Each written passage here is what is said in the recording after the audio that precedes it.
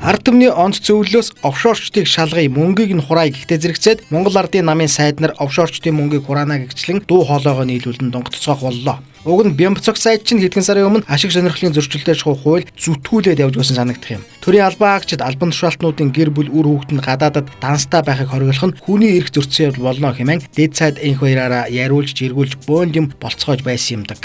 Манайхан ямиг мөн ч амархан мартана. Энэ бүхэн нэг л с сэжигтэй санагдахгүй байна уу? Шулуухан хэлэхэд ард түмний дургуутслыг дарах гэсэн арга юм шүү. Ерөнхийлөгчийн сонгуулийн өмнө ард олны өмнө цэвэрхэн цагаан цаас бэлтгэх гэсэн арга шиг л харагдаад байна. Нарийн давал хэрвээ офшорчдын хөрөнгийг хураая гэж бодож л байвал харин ч эсэргээрээ дуу шүүгүүхэн сэмхэн хөдөлж бариад баривчлаад явж хэрэгтэй баймаар юм. Нэр ус данс харан тодорчсон хүмүүсийг байрч хорж шалгаад асуудлыг шийдэхэд ер нь бол нэг цаг хугацаа орохгүй дээ. Үсрээд л ганц сарын ажил үз. Үүний оронд ингэн тэгнэ гэж яриад байх тусам нь худлаа санагдаад байна. Офшорчдын мөнгөийг оруулж ирнэ гэж ярихаар л тэр мөнгө нь ороод ирждэг юм гэж байхгүй л дээ явж. Улс төрчид ярих тусмаа худлаа байдгийг бид энэ 26 жилд ойлгохтойгоо олжчихжээ. Эцсийн дүндээ ерөнхийлөгчийн сонгуулийн өмнөх хуурамч шоу шиг л харагдаад байна. Ийм их дуулууртай, тийм хичээл зүтгэлтэй улс төрчидтэй мэдхгүй. Би лав ингэж харж байна. Харин та юу гэж бодож байна?